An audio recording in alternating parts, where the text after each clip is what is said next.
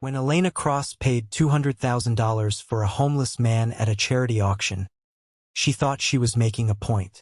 She had no idea she'd just bought back the one man her family had left for dead. The ballroom glittered with gold light and false smiles.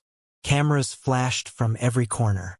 200 guests sat in rows of white-clothed tables, champagne glasses in hand, watching the stage like it was theater. Elena stood in the center of it, wearing a smile that didn't reach her eyes. Marcus stood beside her, microphone in hand, playing the crowd like he owned them. "My future wife," he said, grinning. "Bless her heart, has never won anything in her life. Not a bid, not an award, not even a game of cards. Isn't that right, sweetheart?" Laughter rippled through the room. Polite, cruel. Elena's jaw tightened. "That's not true." "Oh, come on." Marcus turned to the crowd, delighted. She couldn't even land a proposal without her father's company attached to it. More laughter, louder this time. Elena felt her face burn. She looked out at the crowd, searching for one person who wasn't enjoying this. She found none. Then the auctioneer called the final lot of the night. "Our last item," he announced, glancing at a clipboard like he wasn't sure it belonged there. "Not exactly gala standard, but our organizers insisted every lot gets a bid. A gentleman from the shelter downtown." Security had almost turned him away at the door. Now he stood at the edge of the stage, still silent, wearing donated clothes that didn't fit right. Elena didn't plan it. She didn't think it through. She raised her paddle. 200,000. The room went dead silent. Marcus's smile cracked.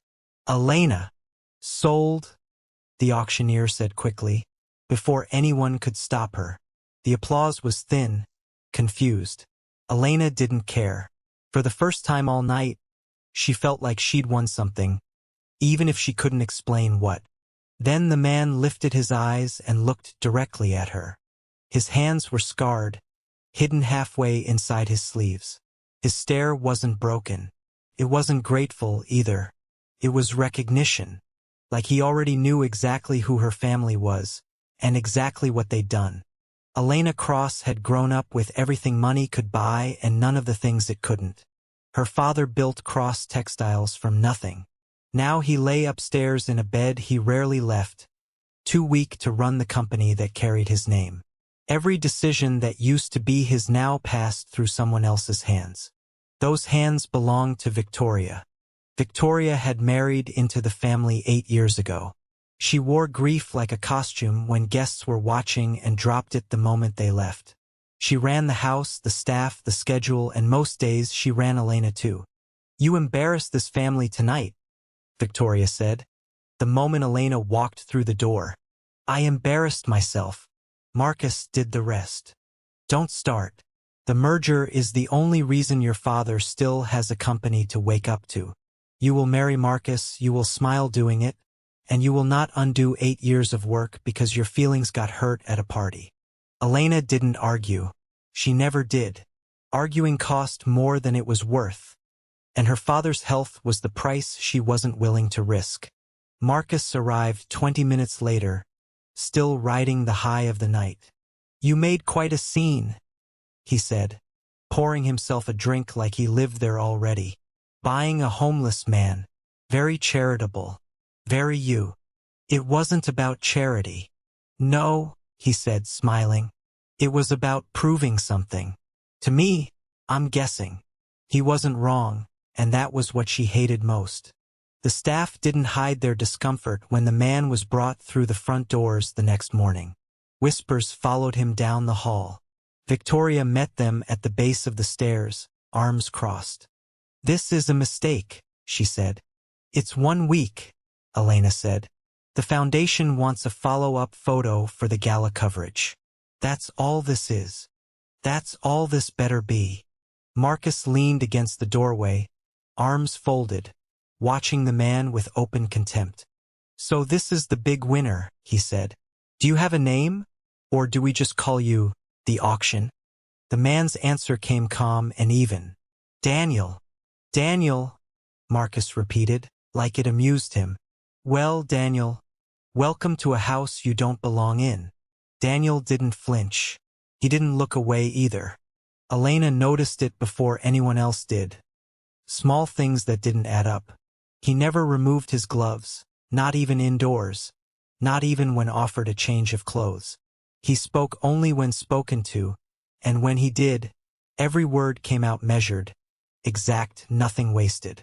It wasn't the voice of a man who'd spent years forgotten on the street. It was the voice of someone used to being listened to. Elena watched him take in the house, not with awe the way most people did, but with quiet, careful attention. Like he was reading it, like he'd seen rooms like this before, and knew exactly what kind of people filled them. For the first time since the gala, Elena felt like the one being studied instead of the one being managed. And some small, unspoken part of her wanted to know why. Elena left a folder of merger paperwork on the study desk, half finished, and forgot about it until morning. When she came back for it, the numbers had changed. Not erased, corrected. A misplaced decimal in the debt restructuring column, fixed in neat, small handwriting. A flagged clause in the contract, underlined twice, with a single note beside it. This repayment schedule doesn't match the terms on page 12. She stared at it for a long moment before looking up. "Did you do this?" Daniel didn't deny it. "The numbers didn't line up. I thought you'd want to know before you signed anything. This is a corporate restructuring document. Most lawyers wouldn't catch this." "I read a lot," he said simply. "On the street." Something flickered across his face, gone just as fast. People don't look twice at someone they've already decided isn't worth noticing. You'd be surprised what you pick up when nobody's watching you. It wasn't an answer. It was a wall dressed up as one. Elena let it go, but she didn't forget it. Over the next few days, something shifted between them. Small conversations, careful at first, then less so. She'd ask him something ordinary, what he thought of a book on the shelf, what he'd have for dinner if he could choose, and get real answers back, thoughtful ones, delivered like he hadn't spoken freely in a long time and wasn't sure he remembered how. But every time she got close to the real questions, where he came from, what happened before the shelter, why his hands stayed gloved even in the warmth of the house, he redirected gently but firmly, like he'd had years of practice keeping a door shut. "You don't have to tell me everything," she said one evening. "But you could tell me something." "I already have," he said. "More than I meant to." Marcus noticed the shift too, and it ate at him. "He's been here 5 days and he's already rewriting your contracts," Marcus said, cornering her in the hallway. "Doesn't that concern you?" "It concerns me that nobody else caught the error. It concerns me that a homeless man can read a restructuring agreement better than our own lawyers." Marcus's jaw tightened. "Who is he, Elena?" "I don't know yet." "That's not comforting." It wasn't meant to be. And it wasn't Marcus's concern that pushed him to start digging. It was something closer to fear. He made calls that night. Quiet ones. The kind he didn't want overheard. Victoria cornered Elena the next morning, arms crossed, voice sharp. "He needs to be gone before the signing. We cannot have a stranger from the street standing in photographs next to Gerald Wolfe's people. He's an embarrassment, and we cannot afford embarrassment right now. He fixed an error that could have cost us the company, Victoria." "That's not the point." "It's exactly the point." Marcus found what he was looking for 2 nights later, going through Daniel's old coat while everyone slept. A torn fragment of an ID card, edges burned, most of the name gone. Only the tail end remained, printed in cold official type. Wolf. His hand went still. His face lost color. Because Marcus already knew that name. He'd sat across from Gerald Wolfe in private meetings Elena never saw. Meetings where Gerald made it very clear the merger wasn't a rescue for Cross Textiles at all. It was a takeover, dressed up in kinder language, and Marcus had been paid, quietly and generously, to make sure Elena's father signed the papers without asking the right questions. If this man was connected to Gerald Wolfe, Marcus's carefully built arrangement was standing on far thinner ice than he'd realized. He said nothing. He put the fragment in his pocket and told no one. Elena, unaware of what Marcus had found, only knew what she'd felt building for days, that Daniel was carrying something heavy, something he wasn't ready to put down. That night, she found him on the back terrace, staring out at nothing. "Whatever you're hiding," she said, "I'm not asking you to hand it over. I'm telling you that whoever hurt you, whatever they did, I'm not going to be one more person who makes it worse." He looked at her like no one had said that to him in a very long time. "You should be careful making promises like that," he said quietly. "You don't know what you're promising to protect." "Then tell me." He didn't answer, but for the first time he didn't look away either. The signing gala filled the same ballroom where it all began.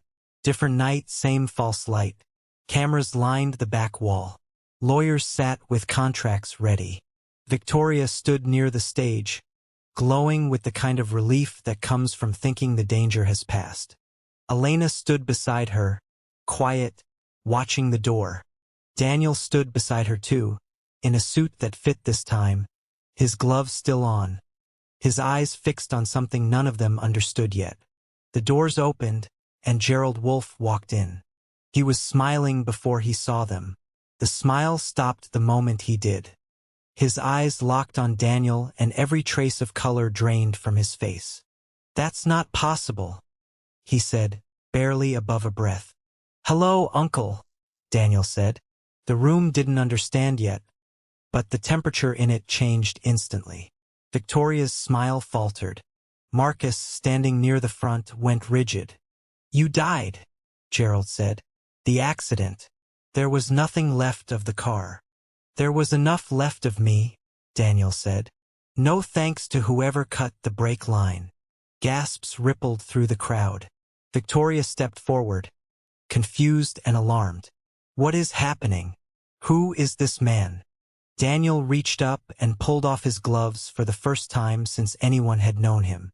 His hands were laced with old scars, burn marks and stitched lines that told their own story without a single word attached. "My name isn't Daniel," he said, voice steady, carrying across the silent room. "It's Adrian Wolfe. I own 51% of Wolfe Industries, the company my uncle has been using to swallow Cross Textiles whole." The room erupted into whispers.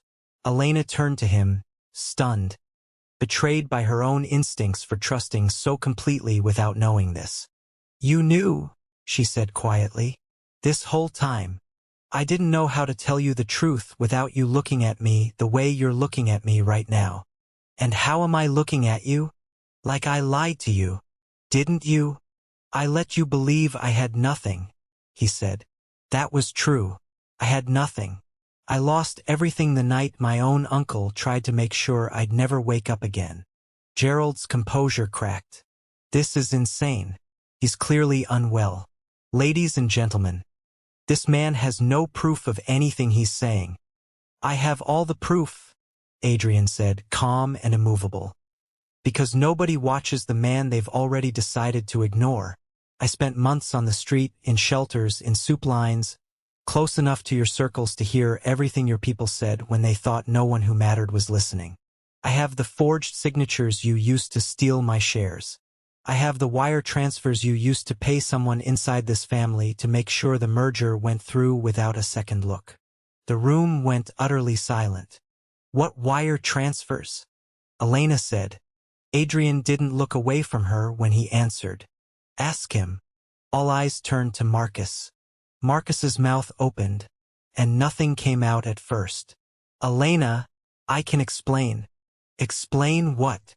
Her voice cracked, but her spine stayed straight. "That you knew this man's name before tonight? That you've been working with the man trying to destroy my father's company. It wasn't supposed to go this far." "How far was it supposed to go?" Marcus said nothing. That silence answered everything. Victoria grabbed his arm. "Tell me you didn't." "I needed the money," he said, quiet now, stripped of every ounce of charm he'd used all night. "Gerald offered more than the merger was ever going to pay me honestly. Gerald tried to move toward the doors. Two men in dark suits, who had been standing quietly near the entrance all evening, stepped into his path. "Sit down, Uncle," Adrian said. "You're going to want to hear the rest of this." Elena stood frozen in the middle of the wreckage of everything she thought was true. Her engagement, her merger, her family's rescue. All of it built on lies stacked on top of each other. All of it about to come crashing down in front of everyone she knew. Adrian nodded once, and a lawyer stepped forward with a folder thick enough to end a man's life's work. "Forged signatures on the transfer of my shares," Adrian said. "Dated the same week I was declared missing. Financial records showing the exact payments made to Marcus Reyes over the last 4 months. And a recorded call, made 3 days ago, where you told your own accountant to bury the trail before the signing." Gerald's hands were shaking now. "You can't prove any of that holds up in court." "I don't need a courtroom tonight," Adrian said. "I need this room to see who you really are. The courtroom comes after." Two officers who had been waiting quietly near the kitchen entrance moved forward. Gerald looked at the crowd, searching for someone, anyone, who might still be on his side. No one met his eyes. "This is a mistake," he said, voice climbing. "I built half of what that company is today." "You built it on my father's work," Adrian said, "and you tried to bury me to keep it." Gerald had no answer for that. He didn't fight the officers when they let him out. He didn't need to. The room's silence had already convicted him. Marcus tried to speak once Gerald was gone, turning to the crowd like he could still salvage something from the wreckage. "Everyone, please, this isn't what it looks like." Nobody laughed with him this time. Nobody looked away out of politeness either. The same room that had laughed at Elena's expense weeks ago now stared at Marcus with the particular disgust reserved for men caught selling out the people who trusted them. Elena didn't need to say anything. The room had already been decided. "I think," she said finally, "you should leave before security asks you to." Marcus opened his mouth, closed it, and walked out through a crowd that parted for him like he carried something contagious. Victoria stood frozen near the stage, her carefully built control of the family collapsing in real time. "I did this for the company," she said, quieter now, all her usual sharpness gone. "For your father. For this family." "You did this for yourself," Elena said. "You just needed it to look like something else." Victoria didn't argue. There was nothing left to argue with. By the end of the night, Adrian had reclaimed his seat at Wolf Industries, and with it, the merger that had never been a rescue was dissolved completely. Cross Textiles kept its independence. Elena's father's company remained exactly what it had always been meant to be. His. Adrian hadn't done it to save Elena. He'd done it because she was the only person who had ever looked at him with nothing to gain and given him something anyway. Later, away from the cameras and the wreckage of the night, Elena finally asked the question that mattered most. "Why me?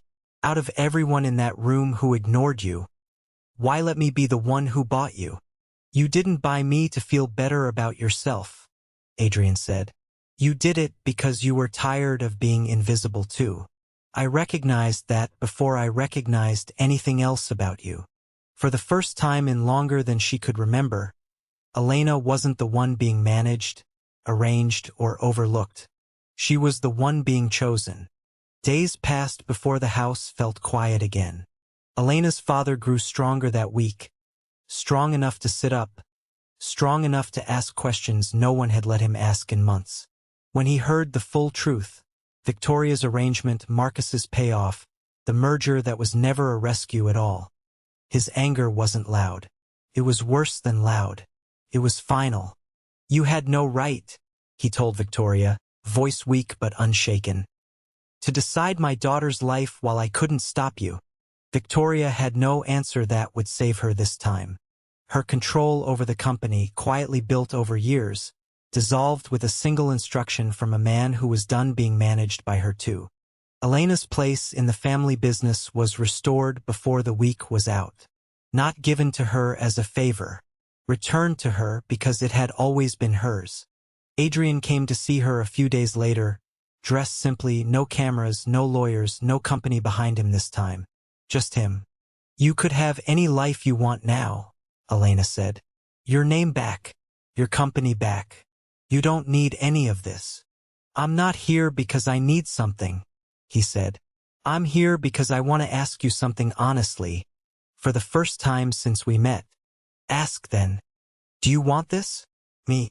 Not the man you bought at an auction to make a point. Not the name that came with a company attached to it. Just this. On your own terms, no one else's." Elena had spent her whole life being decided for. Her engagement, her role in the family, her place at every table she ever sat at. This was the first question anyone had ever actually let her answer for herself. "I didn't fall for Wolf Industries," she said. "I didn't fall for the name or what came back with it. I fell for the man who fixed a contract nobody asked him to fix. Who told me the truth even when it would have been easier to keep hiding." "That's not really an answer." "Yes," she said. "That's my answer." For the first time since the accident that was supposed to end him, Adrian let himself smile like the danger was actually behind him. Marcus disappeared from the city's social circles entirely, the kind of quiet exile reserved for men no one wants seen standing next to them. Gerald's name would be in the papers for months, tied to fraud charges that ended what was left of his reputation for good. None of it mattered to Elena anymore. She wasn't thinking about the people who tried to use her.